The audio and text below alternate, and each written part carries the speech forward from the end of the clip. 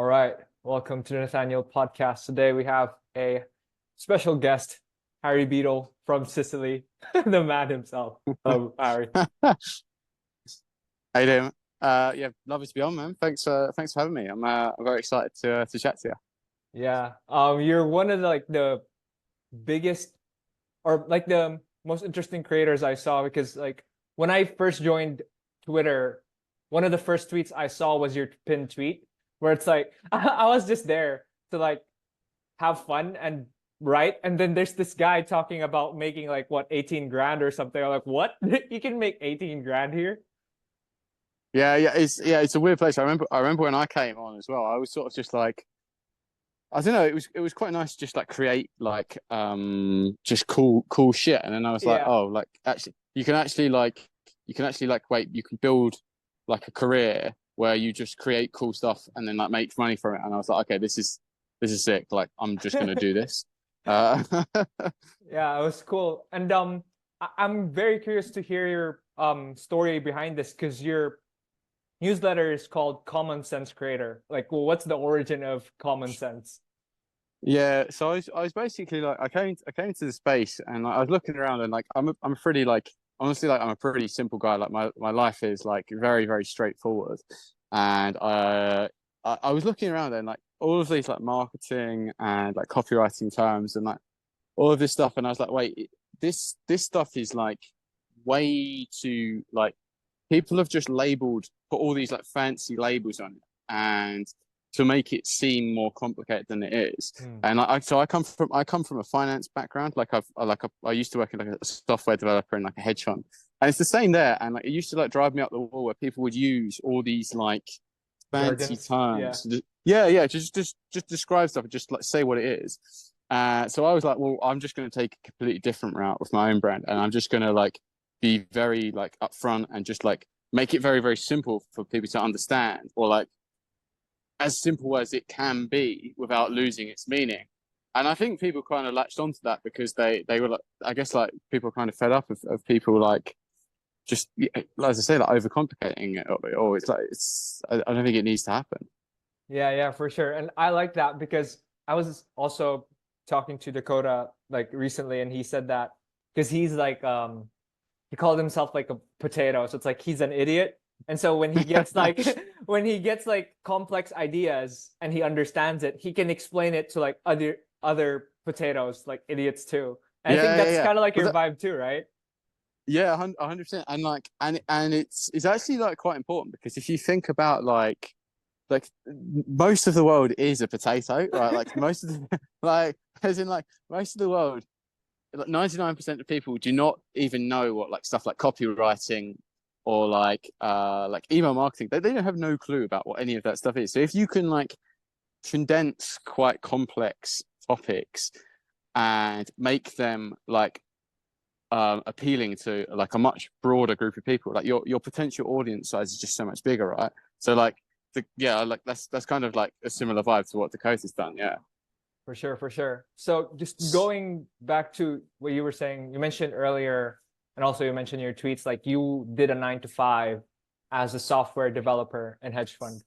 How was that Yeah. experience for you? Like, because you were building while you were working. Yeah, honestly, man, like it's genuinely not easy. Like I when did I start? So I started. I basically by the way, I'm pretty upfront with everything. I had an absolute bender of a weekend in Manchester, which Okay. is a town in the UK for anyone listening.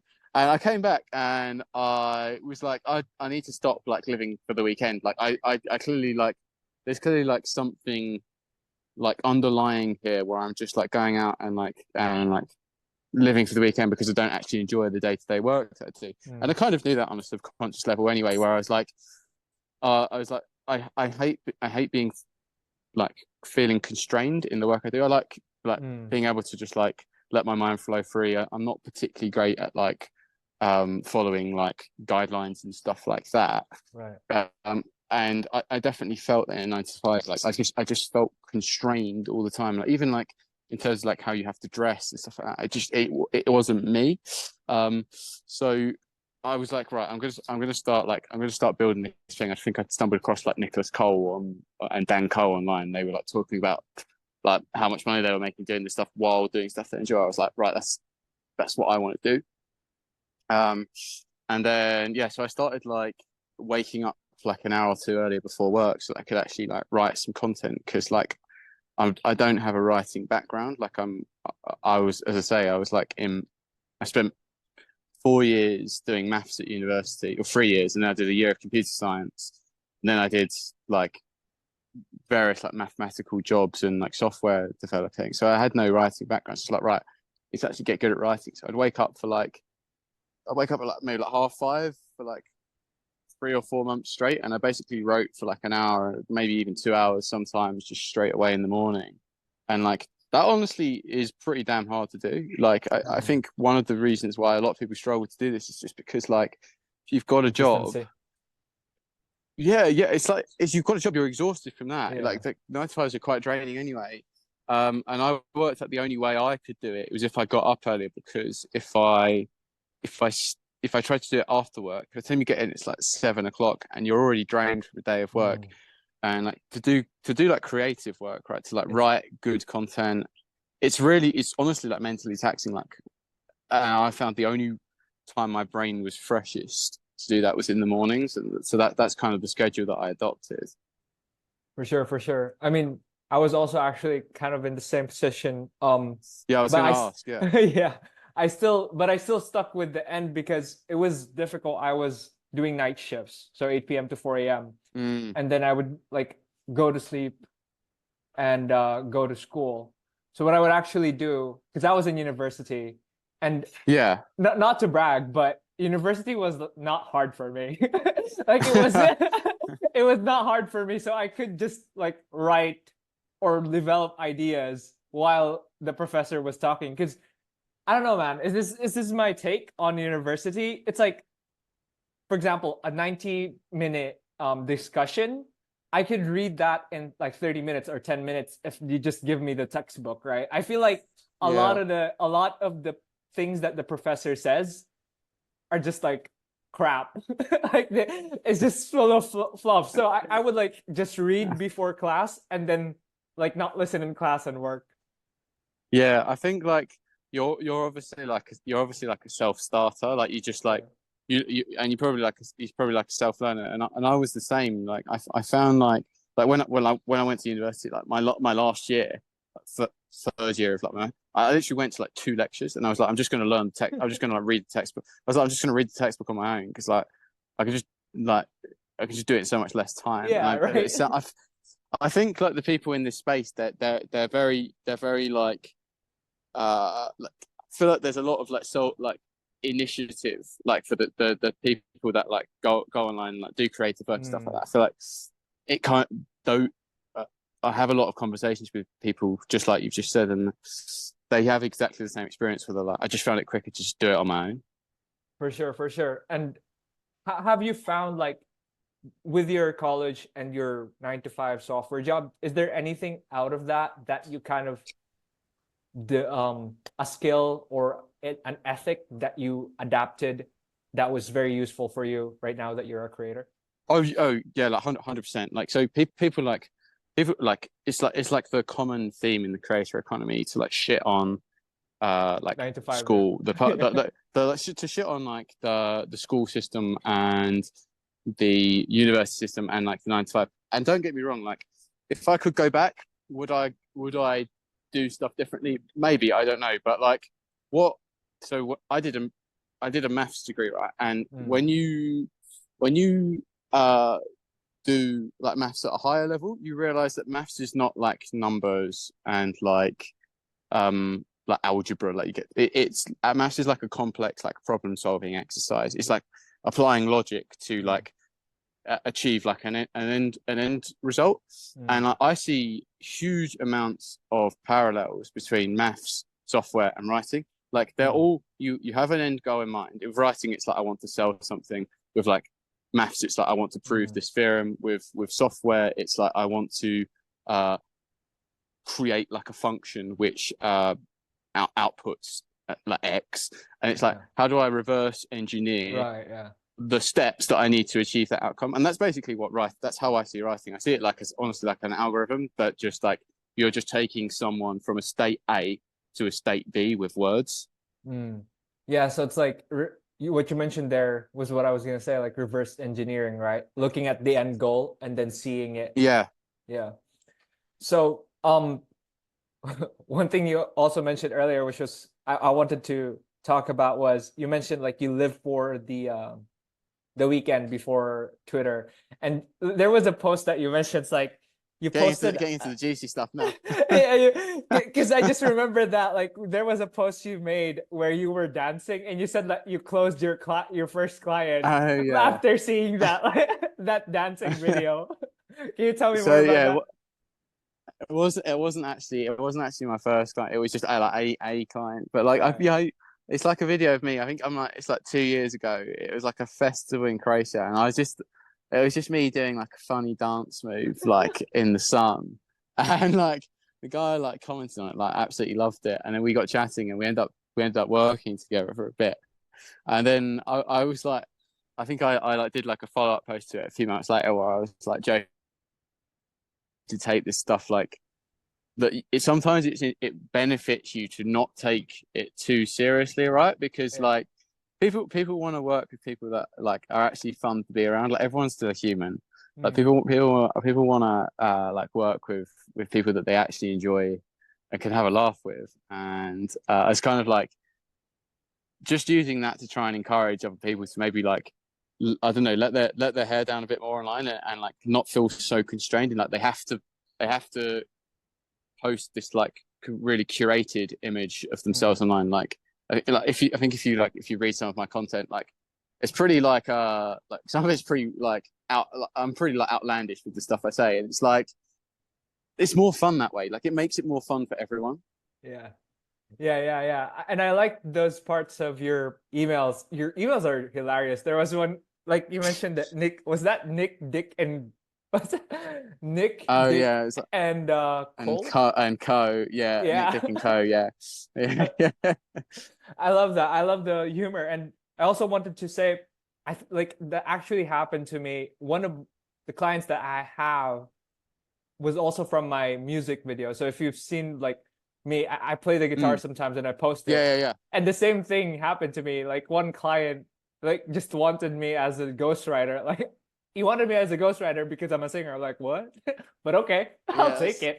it. Yeah. Like, why not? Yeah. So how have you found like the like you say like you came from like doing university and doing like night shift work. How have you like found the transition yourself? Right. What I guess I was always like entrepreneurial in a way. Like Yeah. I never really, or I don't know, I knew how to operate in the traditional way, right? Like I did well in school, I do well in jobs, but I always wanted something more. Like I was a risky guy. Like I was just a Yeah. guy who goes all in on things for no reason. And when same thing, like I saw Nicholas Cole, and when I just explode, there was one time that I exploded in Twitter, and I was like, I'm just gonna go all in on this. I took a Yeah. leave from university, so I'm on a leave of absence right now, and then just worked while doing Twitter, and I didn't even know like what I was doing in Twitter. I was just writing, but eventually, like I went to Jack Moses cohort, and they mentioned like the way to Twitter success is a high value skill, like freelance, something like Yeah. that. Yeah. So since I was familiar with Nicholas Cole already, I did his course. I mean his premium ghostwriting, and then Mm. just like I was just taking risks, like just doing all Yeah. that. I mean I don't. Yeah. Well, I mean, it's paid off. So Yeah, yeah. I didn't even know if it was, dude. It was so scary because the course was like $7,000 and I only Yeah. had $5,000 in my bank account. But I was like thinking, if they promise 10,000 in 8 weeks, then I will make this amount of money if I make a plan. then Yeah. the math will happen, right? Yeah, exactly. Like I remember, like I won't say who it was, but like I was talking to like I guess like your mentor. I don't know if that's like if it's public who you're working with or not. No, yeah, But like Nicholas. I was talking to Nick there, and he told me like you closed like a 12.5K deal. I was like, oh Yeah. my God, that's fucking sick. Yeah, it's crazy. Like he was with, yeah, we've been working, and honestly, like I So think, that's like a ghost writing, right? yeah, Like ghostwriting, yeah. EEC. And I think, yeah, just talking about like mentors, because that's also what you do. I think really mentors are better than courses. Just to put it out Oh there. yeah, definitely. Yeah, I guess it. First of all, I think it depends on like the type of person you are. So Mm, like I genuinely like I think like when I came into writing, like I needed to have some fundamental understanding of how to write online. I just bought like Dan Coe's 2 Hour Writer because I was like, fuck mm, it, I just need like I just like need to learn that the basics of this stuff. It was like $100 or something like that. It wasn't like yeah, it's not like a lot, but I got like fucking loads of value out of that course because like it's my attitude is like it's not about like the thing you buy. It's like it's how you apply it, right? It's like right. what you need to make. You could have the best like coach or mentor, whatever you want to call it in the world, Mm. but like if you just like don't apply any of what they teach you, it's like well that's just like useless, isn't it? And it's the Yeah, same. It's the same in my end. It's the same with a course. It's like right. you just have with a course, you just don't have anyone like basically keeping you Mm, accountable. So if you're someone that can hold yourself accountable, I think they're still hugely valuable. Um, provided you get like a half decent one. yeah, for sure, for sure. I guess it's just that for me, because I again I went all in, so I just bought everything I could that I thought was good. Like I was like just everywhere, man. Now I'm working with a sales coach because I realized that my sales is crappy. So like just going Oh all really? in. Yeah. I'm I'm nuts like that. The podcast will probably help with that as well. Because like sales calls are just like they're just like conversation, right? Really? Yeah, that's actually one of the reasons why I also started podcasting because it, gives you confidence hopping on Yeah, calls. Yeah. yeah. I'm sure you'll notice there's like as you do more and more of these episodes, and it's like I feel like you're absolutely smashing it so far with like the guests you've had on. So like I'm sure it's not going to stop anytime soon. So I feel like as you do more of these, like your sales approach just from these alone will probably get like way better. For sure, for sure. And yeah, that's the plan. I mean, right now this is my 13th episode, like you're my 13th episode. And like I'm Yeah, planning to like have 100 by the end of the year. Is that possible? Maybe nice. not. I don't know. That is that's some serious scheduling. Yeah. I think it's possible. Like, cause right now I'm doing like three a week. So I think it's possible. Oh, okay, nice. Have you Yeah. who else have you got like a lineup coming up? Like, have you This got week any cool names? the oh, I got Dan West coming in next week. Oh, sick! I love that. Yeah, Dan West. I got him. I got Arnie the week after that. Arnie Oh, Ho. really? Yeah. And Oh, yeah. then Arnie's a really nice guy as well. Yeah. I'm also trying to get, oh, right, like Nicholas Cole, he responded to me. Like he wants to hop in. It's just like he's moving from to Arizona, so that's dope. Oh shit! You're gonna get him Yeah. on. Oh my Like, man, fucking hell! He's like a big boy. yeah. I'm also inviting I I'm replying to like JK Molina's emails and Danko trying to get them in, but we'll see how that goes. That's that's honestly such a hack that people don't realize. If you want to connect with someone that's like quite big and has like a large audience, like Yeah. don't send them a DM. Like Yeah. you send a reply to their email. It's such a hack. Like Yeah. you can like because most people actually like I reply to all of my emails. Mm. I don't reply to any like I reply to like DMs. maybe like 2 DMs because I just can't be bothered. Yeah. Um, but like emails like and I think a lot of other creators are the same and yeah that's such a good way to get in contact with people. Yeah. I don't think people realize that you can reply to emails, because Yeah, not a lot of people do that. So when you do that, like you'll stand out better than DMs. 100.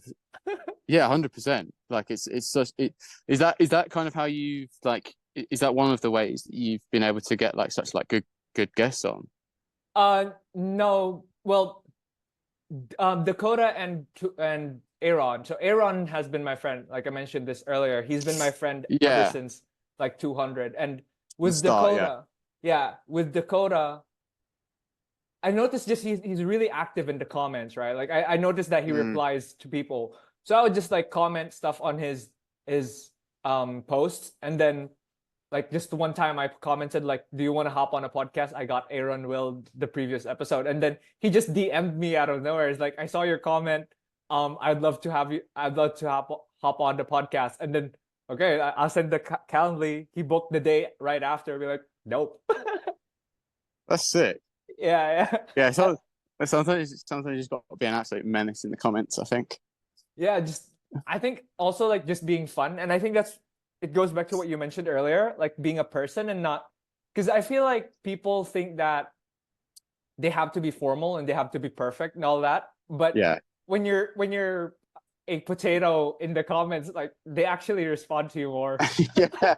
Oh my God. I've had some periods of just being an utter menace in there and just like spamming, just like memes and just like shit. And it's sort of like people think you need to be like this, like, yeah, you need to put on this like image that like, oh, like really professional. It's like, honestly, I think that actually works against you. Like, I think the best way to be is just, I always say to people, just treat it like a big WhatsApp chat with your mates. That's just like, and just overrun it with like jokes and stuff.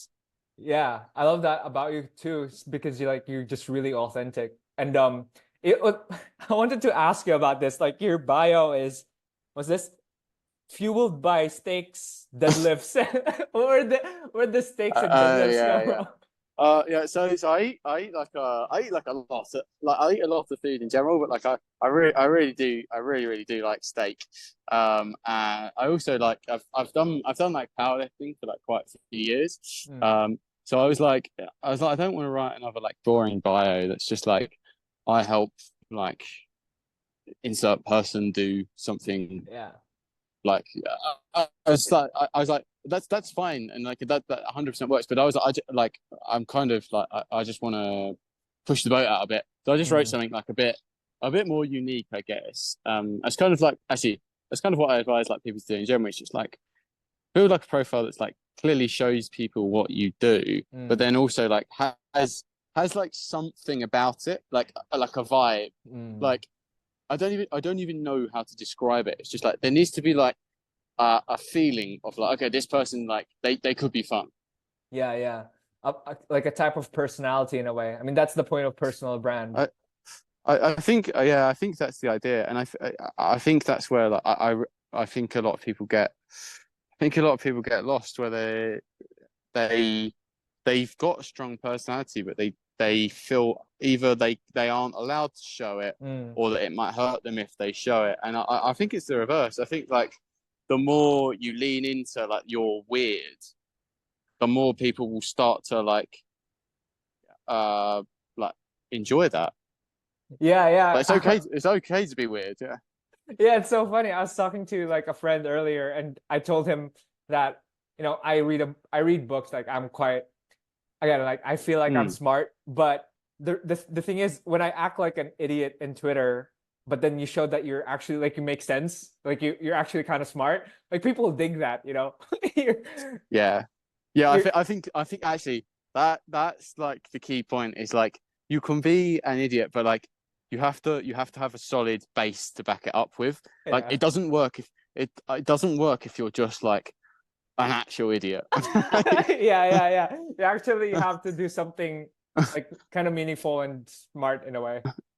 Yeah, and like yeah, obviously I've seen your content for like months now, and it like the reason that you can do that is because like your content is actually good. And I feel like that's why it works. Thanks. Well, I mean, dude, I've studied some of your things as well, and I'm gonna be honest with you. Like, I kind of your personal, or not your personality, but like some of your style, I kind of integrate on my own because, dude, you mentioned this in one of your tweets as well. Your top like 4 books, something like $100 million offers. This is marketing, Born Letters, and something else. Traffic. maybe purple cow, or maybe Traffic Secrets Yeah. by Russell Brunson. Yeah. You mentioned that like you just keep on reading those, and I've always like seen Born Letters, and I read it, and I'm like, so this is where like, because Born Letters, I saw his letters, and it kind of like reminds me of yours too, because it has that certain type of humor, like freestyle, free flowing thing.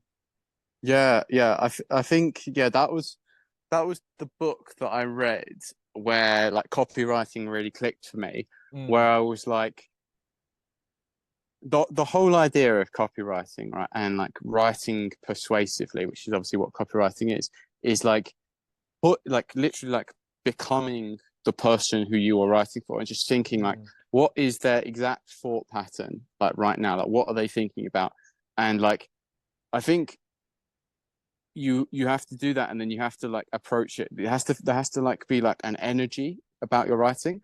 Like that's one of the reasons why like when I write, like I typically write with like a lot of music on, and it's like I feel like that energizes me, and I feel like this is obviously like you can't like measure this, but I feel like that comes through in the writing when you write in an energized state. Yeah, I like that. What's this? Because I love your emails, and just when I read them, I could feel like you're actually talking to me. It doesn't feel like, just a broadcast. It feels like it was kind of personalized for me in a way. Yeah, no, I appreciate that, man. I'm glad you're enjoying them. Yeah, I enjoy them. And Yeah, what's crazy right now, as we mentioned earlier, you're just writing on your app, your notes app, because you're in Sicily. yeah, You don't have a yeah. laptop. So to like as much as I think I'm like a half decent writer. I am like disgustingly bad at like admin or like organization. Like I just cannot do it. Like of my whole life I've like lost stuff, and like I forget. I'm just my brain is very very good at being like focused on Focus. specific tasks, but like the rest of the world would just like fall by the wayside basically. And like I came out here like I'm out here for like 9-10 days, and I brought my laptop because I was like, I'm obviously gonna like do some writing on it, and then I fucking forgot my charger, and on this like small little island where there's no Apple store in sight, so like I've just been like writing all of my content on Apple Notes on my phone. That's great. Well, at least you brought like your iPhone charger. That's Or true. Yeah. were you able to bring it? I could. Yeah. I could have been in real trouble. For sure, for sure. What are the biggest challenges that you've faced in X or in career? Like anything? Big. So okay. This is quite a nice point actually. So like when you come onto like Twitter or any social media platform actually, like just like LinkedIn, like YouTube, Instagram, blah blah blah. The one thing that everyone is talking about, right, is like, how do I land a client? How do I land a 5K deal? Blah blah blah blah blah. And it's like, I don't think that a lot of people realize that once you do that and you're working for like 3 or 4 clients, or like even if you're a coach and you're working for like 3 or 4 people, but it's not like a free ride, right? You suddenly you've got to create content, then you've got to schedule meetings, and then you've got to do the actual work for the client. It's like that's actually really really stressful, especially if you want to do a good job, like, and you want to actually like build a good Deliver. Yeah. reputation yourself. And yeah, it takes a lot of time, and I think so. One of the realizations I'm coming to now is that like I feel like I'm at a transition point with my brand. I'm pretty confident in my ability to like land clients now. Like I could do that. Like I think I can do it pretty consistently, but like the way I actually see my brand going now is like I want to build like a suite of digital products that are like the best on the market, like, and I think people have found the ones I've built so far really, really helpful, like, thankfully. I want to build like a suite and then sell those, and that for me feels much more aligned with the lifestyle that like I envision for myself, where it's like wake up, send an email, sell these products to people, which are hopefully way more valuable than the price I'm charging, right? That's the goal, right? Like that they provide like 5-10 times the amount of value to the person that buys them than I'm asking them to pay, and then just create, and then that's sort of the money making part, and then just create cool content to drive traffic towards my email list, and then that then becomes, for me, that's the lifestyle that I want to create, where I don't have to do meetings. I don't want to have to work. I want to build like my own brand. I don't want to like do client work. And I always had this plan. This was always my plan. I was like, I'm going to do some client work. I'm going to do some coaching work because I need to understand. I need to learn the principles. I need to learn like the fundamentals of copywriting, and the best way to do that is just doing projects for other people. Great, but like I'm now at a point now where like I feel like I can I know how to sell stuff. Like I can do all that, and I know how to build stuff. So I'm like, why would I work for a client, then pay me like 20% of the revenue that we generate, when I could just build the product myself and just take all of the revenue? It's like, I feel like most creators will come to this realization at some point, where it's like there's a transition where you go from like, okay, I've done this client work for like months and months now. I've got some really good experience. I've proven that I can do this to myself. Even now, let me actually go and just build my own. Let me go and build my own products and sell them. And I think that's the lifestyle that everyone actually wants. And I think that's now there's the transition I'm making with my own brand over the next like 3 to 6 months, and that may come with like substantially lower revenue. That's okay. I think one of the traps that people fall into is they're chasing like a new like monthly income goal. It's like, you didn't join this space for a monthly income goal. You joined it for a certain lifestyle. For me, like I'm not actually not very driven by money. Like I want to be comfortable, but like I really don't care about like fancy clothes and stuff like that. Like fucking, if I could show you my shoes now, my shoes have got a fucking my shoes got fucking holes in the bottom, so that when it rains, my socks get wet. That's funny. You mentioned something about this on your tweet too. Like you don't even care if you're like even just 5K per month. Like we're cool with that. But like, honestly, like I can't explain to you how low my monthly expenditure is. Like I don't buy fancy shit. Like as long as I've got some decent food, and like I'll go out like once or twice a week, just like for dinner, or like a night out, like to like a rave or something like that. To be honest, like that's me set. Like I really don't have an expensive lifestyle, and I guess maybe that changes once you have a family and stuff. You've got more people to support. It's maybe a bit more confusing, but yeah, like I think people get like when I hit like my first 10K month, I was like, oh my god, I thought this was going to feel like, oh my god, like this is going to be like life changing. I was like, wait, yeah. It's like, then you're just like, okay, that's my new baseline, and then you're like, what's next? And you realize that you're never, if you start chasing the income goal, it's just a terrible mindset to have. Like you're never satisfied.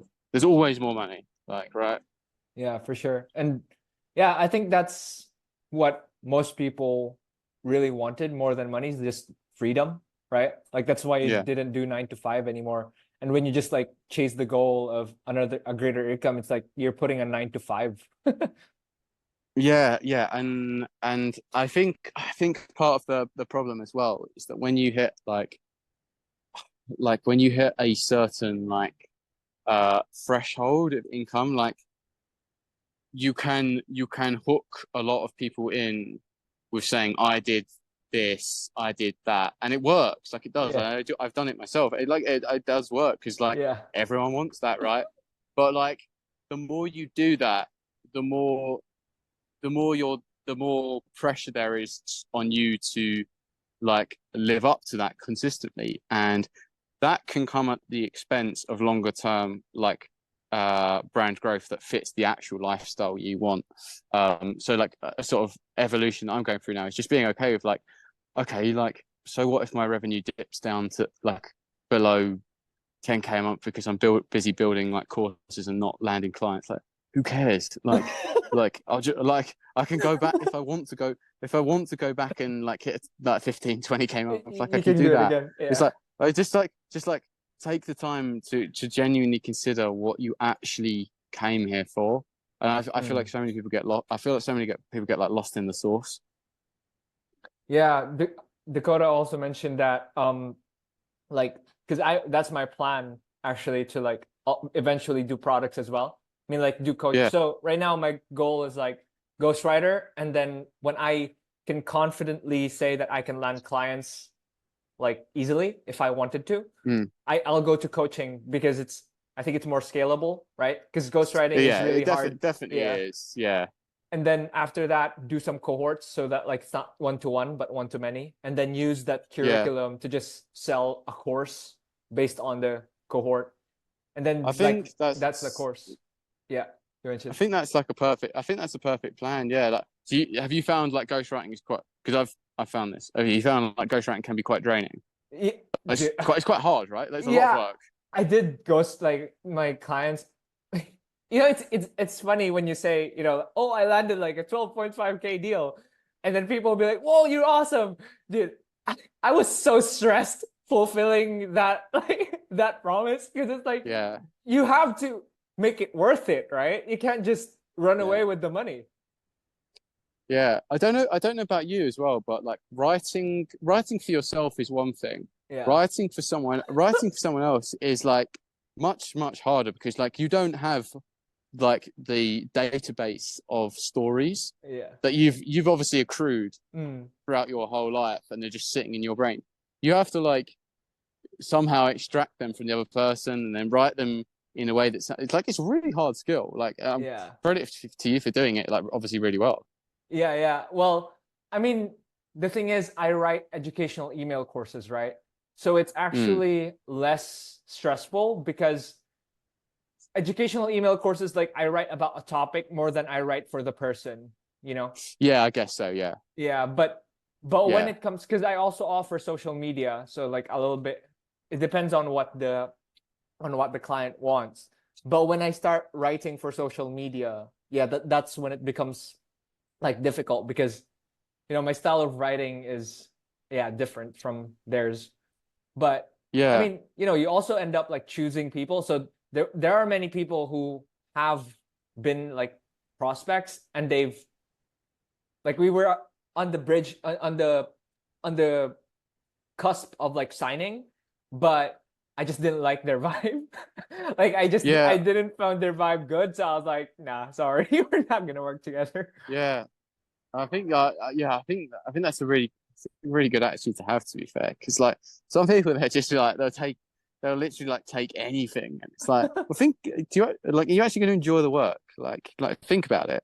Yeah. Like And also yeah, so like it's credit to you. like will you be able to do the work even if you don't Yeah, like deliver, yeah, right? right? Because even Yeah, if you have the money again, it's just gonna ruin your reputation if you can't like do a good job. yeah, and yeah, like oh, it's like obviously when you make someone an offer, right? Like the whole thing is like you give them like you give them like an outcome, and Yeah. if you then hate doing the work, just the likelihood of you actually meeting that outcome is like just like falls off falls off a cliff. For sure. For sure, for sure. Yeah, I think that's what people or that's what ghostwriters, I mean, even all just all people from Twitter X, like they should pick, you know? It's okay to say no. It's fine.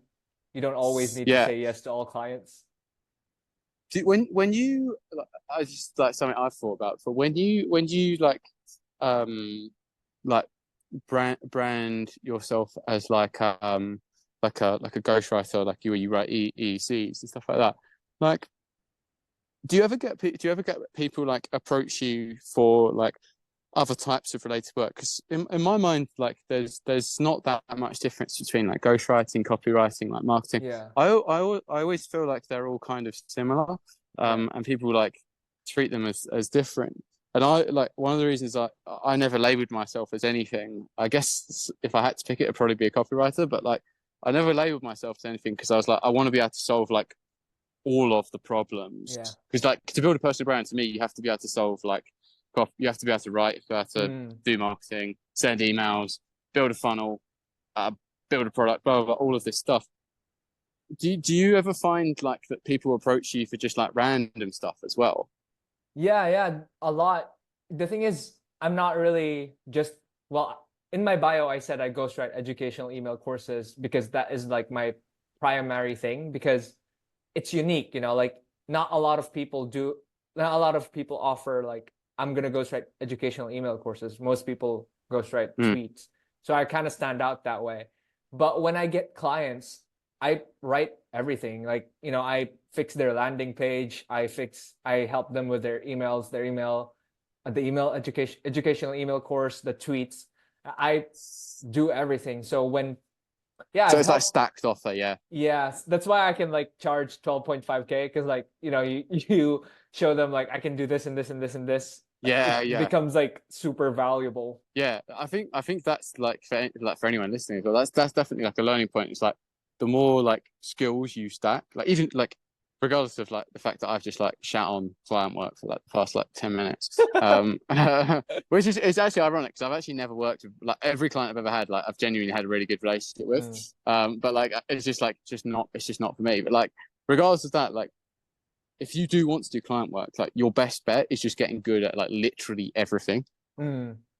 Like that sounds trite to say, but it's like the truth. Yeah, it's the truth, because you can just offer everything instead of them like, and you can, I write this a lot, like you don't need to compete by price when you can compete by value, right? Yeah just like make your offer better.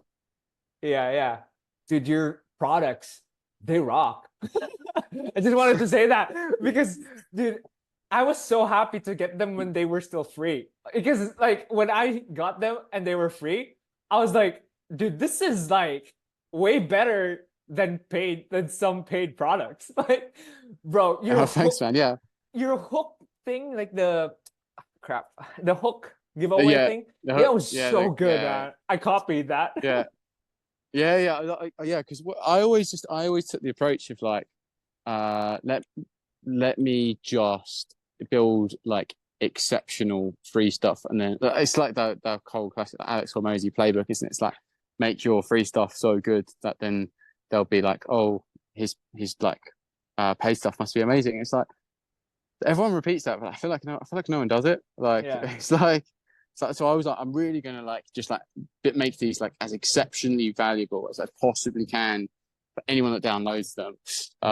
And like now that I'm coming to I'm building like my sort of like flagship sort of writing course, and like I've poured so much energy into like mental energy into like thinking, right, what is the most like useful way I can explain basically every part of my writing process to someone that's reading this course, so that like they get like the most value out of it possible. Because it's like whenever like, I've bought like sometimes when I look at people's courses, I'm like, you've kind of got some good points here, but you're not explaining it in a way that like someone else can digest. Like I can tell you know what you're doing, but you've got to like put yourself in the reader's shoes, and like that's what I really tried to do. I'm glad you found them so useful, man. Yeah. I guess it also helps again, dude. What always helps for me is the humor, man. Like when you put humor in there, it just becomes more digestible for some reason. Like when you write and then you make it funny. Well, that's like when I like rebranded my newsletter to like the Fuck It newsletter. So I was like, really? Are you gonna do that? Yeah. Well, I've already done it. Oh, really? Because I was like, Yeah, I was like, there's so many like boring newsletters out there. I was like, and I swear like constantly in my tweets anyway. So I was like, it's quite on brand. And then like, I was like, there is something about funny writing or like someone like adding a bit of humor that actually, like you say, it makes it easier for people to take in. It feels like a conversation. Yeah. I mean, I also am learning that. I mean, like the technical parts of it is like prompt questions and then pattern interrupts. Like that's the more technical terms that I Yeah. learned. But really, it's just about like putting in intermediate stupid things. Yeah, I think so. Yeah. Oh, is that what like is that how like Nicholas and Dickie teach that prompt? No, Is that I haven't they heard that pattern before.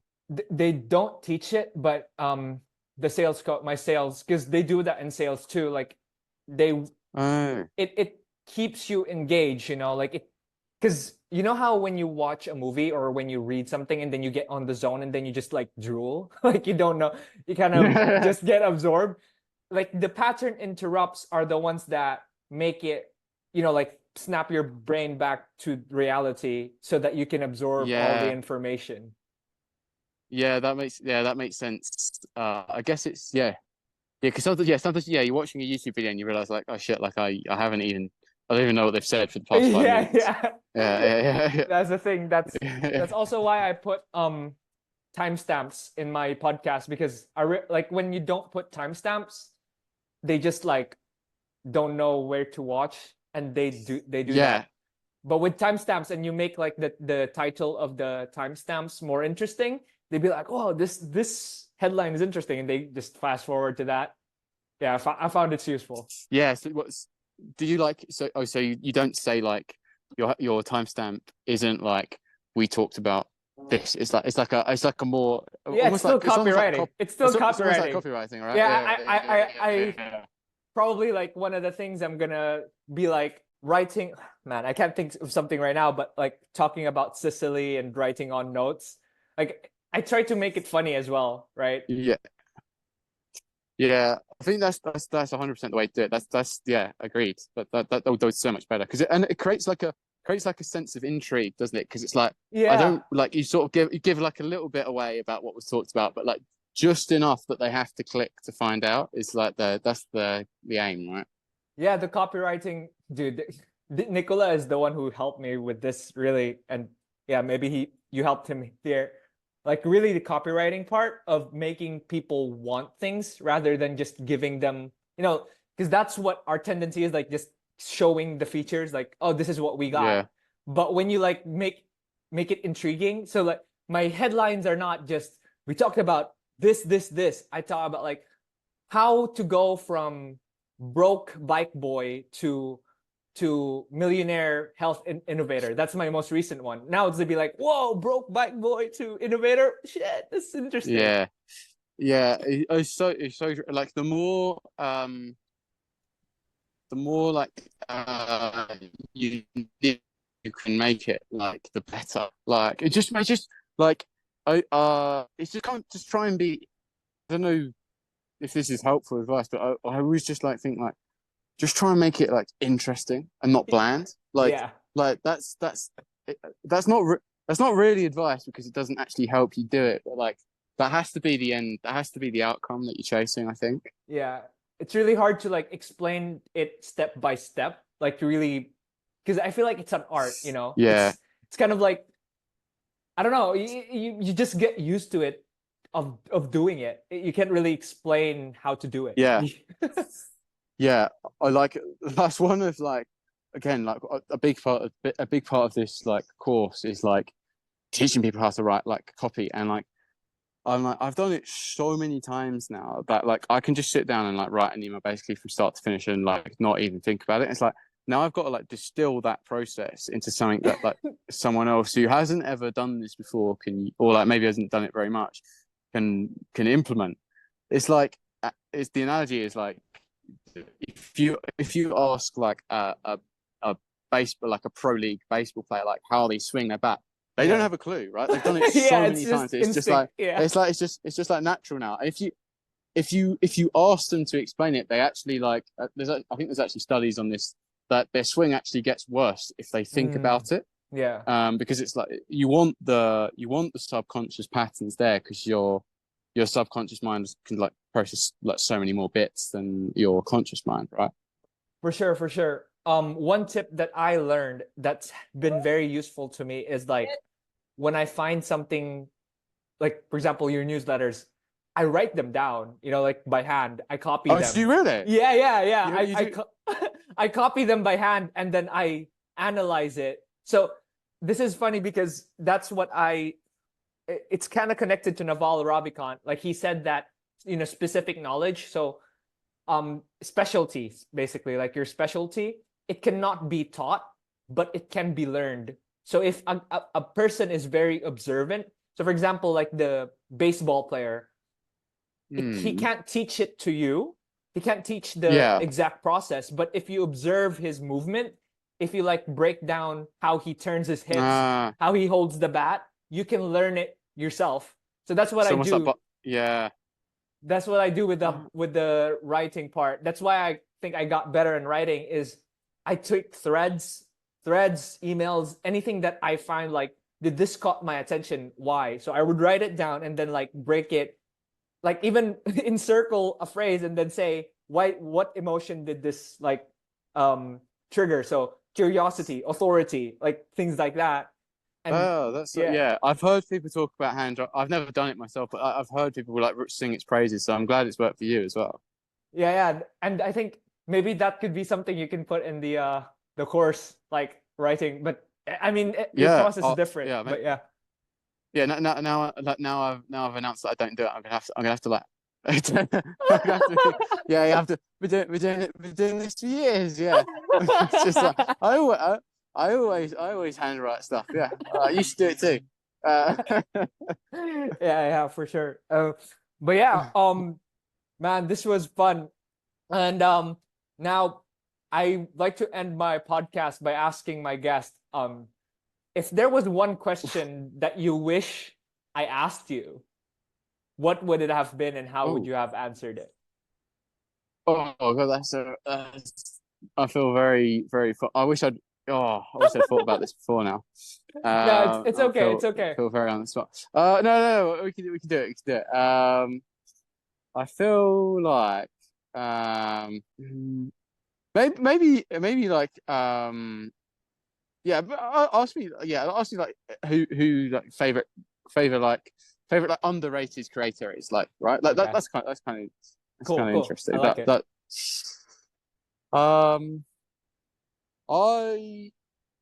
I don't actually. Yeah, I don't think he's like. I don't think he's underrated, but honestly, like one of the creators I genuinely think has got like the most potential, like and like it is Tim Schreiber. He's like 20 years old. Tim what? Tim Schreiber. Oh right, yeah, he's my friend. Do you know Tim? Yeah. He's like 20 years old, like at uni. His writing is like genuinely really fucking good, and like he's only been doing this like I don't know, like 5-6 months or so, and like I genuinely like have he's got such a good like attitude towards it as well. Like he's so like when I talk to him, so willing to take on advice and do stuff that like and to like he's so malleable and like he's so willing to learn. I just think like that's like probably the one attitude that you need to do well in this space. I just think he's like I think he's going to be really successful. Yeah, I love his stuff. I remember he reached out to me. He's also a medical student, or well, I was a medical student before. Yeah, and then we had fun there because I quit medicine school because it was pandemic. And what's this? Dude, it was we were doing experiments at home and I was using pictures as beaker. Like I was just using like random stuff at home as like experiment things. So yeah, it was funny. All right, I was even like dissecting eggplants and oranges and apples and we were having laughs. I should have him on. Oh, yeah. You should get him on. He'd be a good chat host. For sure. But yeah, man. Yeah. that's all that I have. And thanks for hopping in, bro. Yeah, man, and honestly, like absolute pleasure. Like, thanks for having me on. Like, this was great. Like, and yeah, this podcast is gonna get very, very big. So, Thanks, man. I'm excited. Well, I'm excited to see where you take it. for sure, for sure. Well, I mean, maybe in the future, once you launch those products, you can hop on again. We can talk about them. Yeah, I'd love to, man. Awesome. Yeah. All right. So that's Harry Beadle, everyone. Yeah. There you guys.